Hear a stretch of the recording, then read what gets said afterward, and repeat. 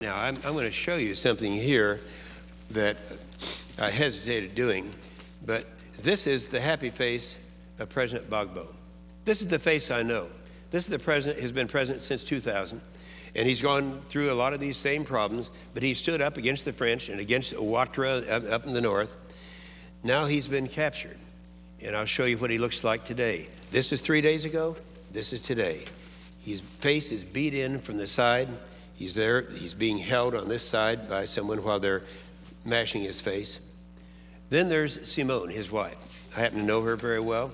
Go ahead and put her picture up there. Isn't she pretty? That was a week ago. Let's see what she looks like today. You can't see it now. They have held her and pulled her hair out by the roots.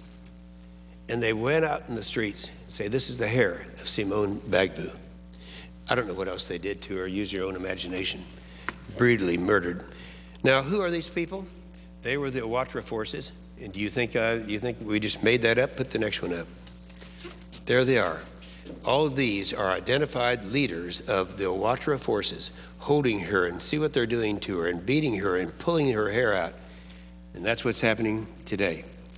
So I only will say, and now I'll conclude with this, that our State Department's got to wake up.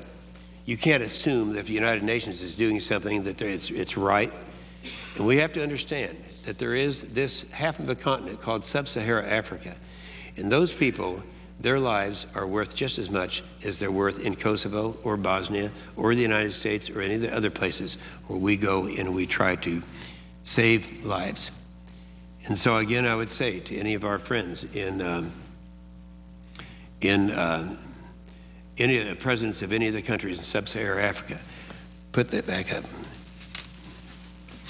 What has happened right here could very well happen to the presidents or the first ladies of your countries.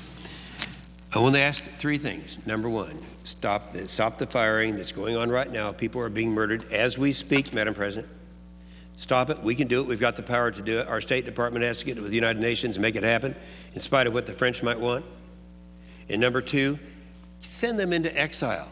Give them the dignity of living in someplace else in Sub-Saharan Africa so that these people, so that the people of Africa will know. Can you imagine what the people of Cote d'Ivoire will be thinking and doing in the near future if they allow this to go unanswered? That's my appeal to the United States State Department, to the United Nations, and to the French. With that, I yield the floor.